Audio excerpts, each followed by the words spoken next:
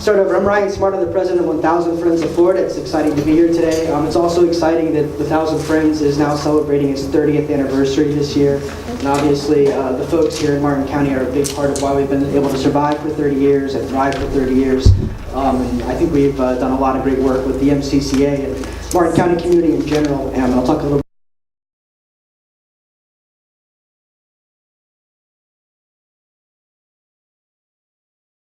do a PowerPoint in a few weeks where I'm going to talk about legislative session for 2.5 hours, so I'm going to do my best to get through this, but it's going to be pretty brief because we're going to deal with about 500 pages of legislation in the next 15 minutes, so hold on. So, kind of setting the tone, two big things happened coming into this session. Obviously, the 2015 session fell apart when the House left 3 days early. As President Gardner said, took the ball and went home. So this was being called the continuation session because a lot of the things that were being worked on last year that did not pass because the House left over the budget blow-up dealing with healthcare expansion were back on the table this year. The other really big development is that there had been a Senate presidency race between Senator Negron and Senator Latvala that had been going on for about 2.5 years. Every bill in the legislature over that time was in some way impacted by that race. That race was settled in November when Senator Latvala withdrew. Senator Negron won the presidency, and Senator Latvala will become appropriations chair for the next 2 years. I think it's fair to say that that's going to be the best leadership team we've had up in the Senate in Tallahassee in quite a while. So while I would say that there's a lot of disappointing things that came from this session, we all have much higher hopes for what we're going to see over the next 2 years with Senator Negron and Senator Latvala's leadership. So I'm going to cover, there's a lot of bills I could talk about. If I can get through this in time, I'll talk about some more. I'm going to cover 4 basic bills today, and then we're going to talk a little bit about Amendment 1 appropriations and some other appropriations relevant to you all. I'd say the most important and the biggest bill that passed this year was the water bill. This is the 3rd year that we've worked on a water bill. In 2014, the water bill dealt almost exclusively with Springs issues. That was a very good bill. It was written by environmentalists. It basically had all good things in it. Passed the Senate unanimously, and the House refused to take the bill up, promising they were going to come back next year and pass really good legislation. Last year, when we got to the end of session, what we had was really bad legislation. And maybe the one fortunate part about the House going home early was that it kept that bill from passing. The bill that came back this year was better than last year's bill, but not nearly as good as the bill from 2 years ago. And the main reason is that while there are good things in the bill, almost every one of them has a loophole or a giveaway to the special interests that wrote the bill. So the 2014 bill was written by folks like myself, Bob Knight, attorneys up in Tallahassee. This bill was written by the agricultural and wastewater industries. And one example of a loophole is we, and the original bill said, you have these consumptive use permits, right? You want to pull water out of the ground, you have to say what you're going to use it for and how much you're going to use. But believe it or not, we don't monitor how much is actually used. There's no requirement to monitor it. So, obviously, if you don't know how much water is being used, how can you possibly plan for how much water you need? Well, we said, look, you should just monitor the permits. It's not a big deal. In the 2014 bill, we had monitoring. The 2016 bill, there was also monitoring, but they put in a provision that said from an 8-inch or greater pipe. Now, you can have 2 6-inch pipes and pump 1.2 million gallons a day. You can have 10 6-inch pipes and pump 6 million gallons a day, and you're not monitored. But if you have 1 8-inch pipe pumping 100,000 gallons a day, you are. So obviously, the people who are going to benefit from this are the 7.5-inch pipe makers, because who's ever going to buy an 8-inch pipe again when you're signing yourself up for monitoring?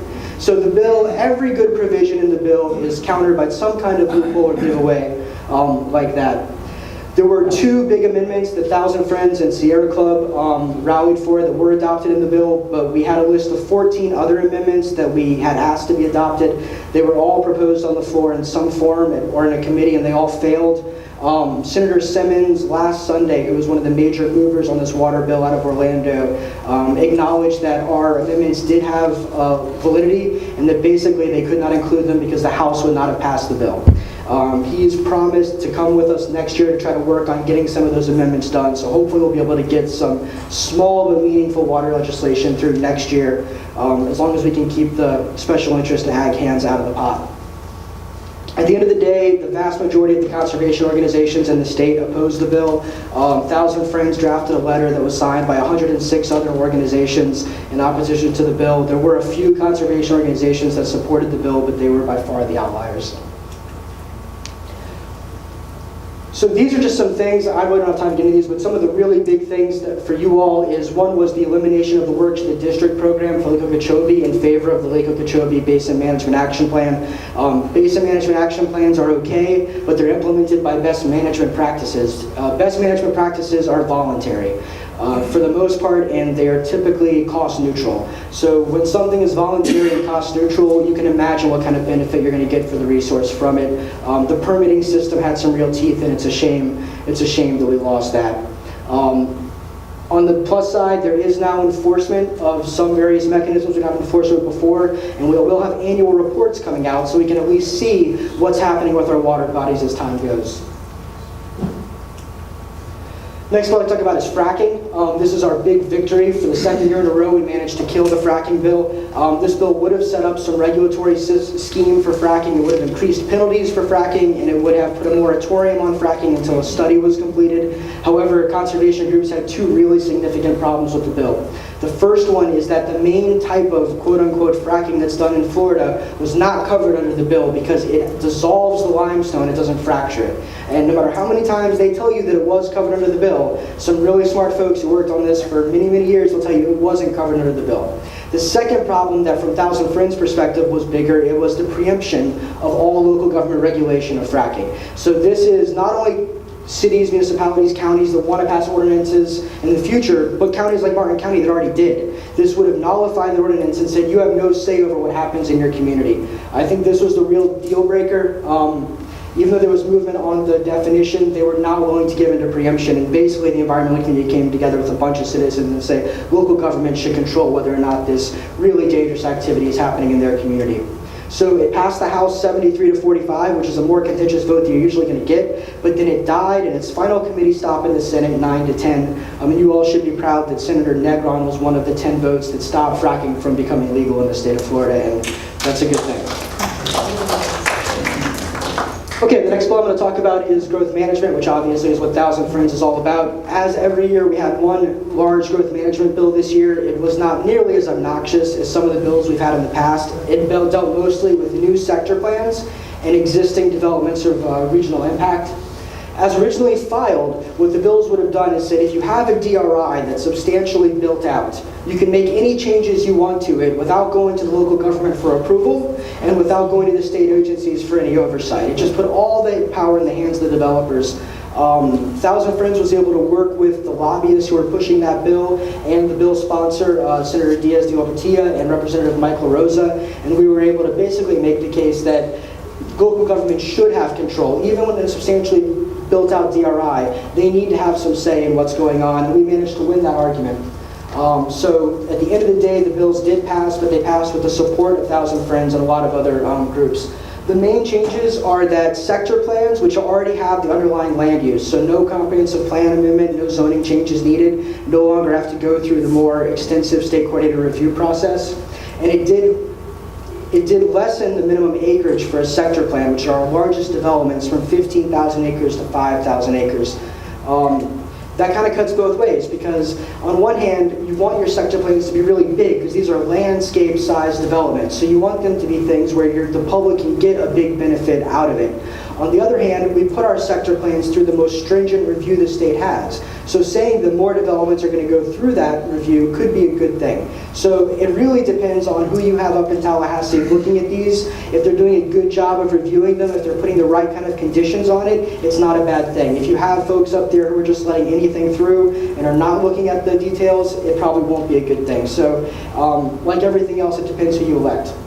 On the development of regional impacts, the two biggest things is right now there's a situation where if you have a development of regional impact, and basically you get approved for every building in the development at the very beginning. So this is a hotel, this is a restaurant, this is 6 stories high, this is 2 stories high, there's a parking garage, 2-lane road, 4-lane road. The entire community is laid out, which is a big benefit because communities know exactly what they're going to get when it's built. The problem comes when the comp plan gets changed. So let's say that you're allowed to build a 10-story building through your DRI, but the comp plan now only allows 4-story buildings. The developers were in a position where they could build the 10-story building, or they could build the 4-story building, but they couldn't build a 5-story building. And that was disincentivizing good development to some extent. So they needed a way to be able to say, we're going to build a 5-story building to prevent them from building the 10-story building. What we got at it and said that there can be no net impact on public facilities, roads, transportation, water quality, anything like that. So if you're going to make a change, it can't have an impact. And that is both approved by the local government and it's approved by the state agencies. The other thing that we got in was that it could only be a reduction. So you could not go up. You couldn't have a approval for a 2-story building and now want to build a 4-story building because of the comp plan. You could only go down and it couldn't have a net impact. So at the end of the day, we thought that was a pretty good bill. This is an important one, the Everglades and Springs Legacy Act. This gives continuing funding for the Everglades and Springs out of Amendment 1 monies in year forward. It's a little bit deceptive because no legislature can bind a future legislature. So if in 5 years they decide they don't want to fund Everglades, they just write notwithstanding and they write this section of law and they take it out. But it does require them to make some affirmative action to not fund these things. So it is beneficial. It gives $200 million or 25%. A minimum of, whichever is lesser, to Everglades restoration, and it gives preference in the funding to projects that reduce harmful discharges from Lake O to the St. Lucie or Caloosahatchee. So that's obviously very good language. It also gives a minimum of 7.6% or $50 million for Springs restoration, which will help stop the competition that Greg was talking about between Everglades and Springs on a yearly basis, because really there's enough money to fund both of these, and we hurt ourselves when we're fighting against each other, because there's plenty of other people to fight up there in Tallahassee, I promise. And then Senator Hayes, this is his final year. If you all aren't familiar with Senator Hayes, he is the reason that Florida Forever has not been funded. He is completely opposed to land acquisition. He is the reason behind the surplus program. The good news is that he's leaving the Senate. The bad news is he got one more appropriation in his backyard, so $5 million for Lake Apopka every year, but we just see him go bye-bye. Amendment 1 appropriations, this is how it came out this year. They spent about $903 million on Amendment 1. The Everglades got the vast majority of any line item at $215 million. That includes money for land acquisition north of the lake. Debt service, which is payments on Florida Forever bonds that were previously issued under former governors, $175 million. Obviously, the next one is the one that the lawsuit is about and that all the concern is about. $188 million to pay for salaries, health insurance, trucks, planes, helicopters, a bunch of stuff that does nothing to actually improve your land or water, which I'm sure is why everyone voted for Amendment 1. Obviously, when we get down, we can see $15 million for Florida Forever. If we could have had that $188 million added to the 15 for Florida Forever, this might have been a good budget. But as long as they're going to keep appropriating 20% of the money, 25% of the money to things that do nothing to help our water or land, we're going to keep having problems and not being able to achieve our goals as an environmental community. Other things I would point out were $50 million for Springs restoration, $35 million for conservation easements. That's like working farms when you go and you buy agricultural lands to keep a development out of it and keep it in agriculture for the future. $21 million for beach projects. $10 million for local parks, which is obviously a good thing, and as I said, just $15 million for Florida Forever. That's the exact same amount of money that Florida Forever got last year.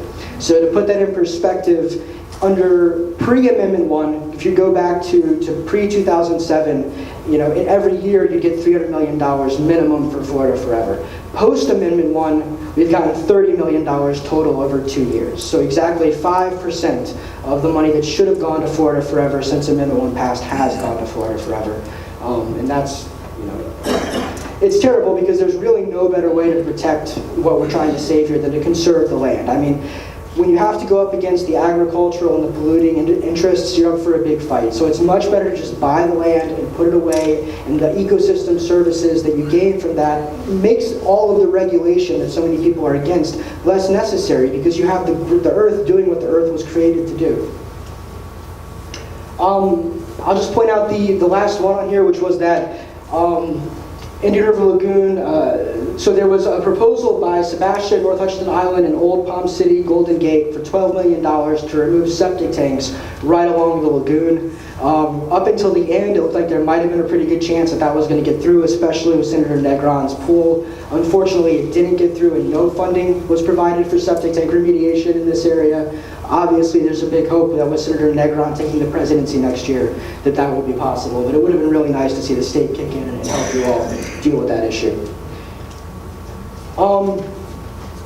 Again, Thousand Friends is celebrating our 30th anniversary. We were founded by folks right here in Martin County, and you all have been instrumental to our success over the years. I sent around a folder. In the folder, you've got a list of like some of our major accomplishments in your area over the last 30 years, and our copy of our annual report. I'm really excited to take over at a time when Thousand Friends is doing so well. We're really back on our feet. We're expanding again. You may have seen Charles Pattison up here many years before. He's going to be leaving us to go take over the Keys Land Authority, which he actually started in the 80s. But we're going to be bringing in an in-house attorney at Thousand Friends again, so we'll have our own legal counsel. Very excited about that and the opportunities that gives us.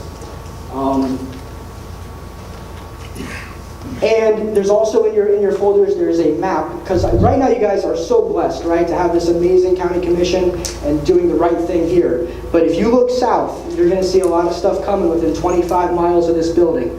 You've got 15,000 acres of development proposed, 14,000 units, 5 million square feet of non-residential, 180,000 car trips a day. What you're seeing is that Broward County sprawl is heading straight up through Palm Beach County, and it's now 25 miles from your county line. So if we don't stop it in Palm Beach County, you're going to be fighting those battles right here in Martin. So Thousand Friends is currently involved in one legal challenge to stop one of the worst developments in that area. We're looking at some others. It's kind of like military strategy, right? We'd rather fight the battle on someone else's home turf than your own home turf. I encourage you to really follow what's going on in Palm Beach County and get involved before you're dealing with it here in Martin when you don't have such a great county commission in the future. Thank you.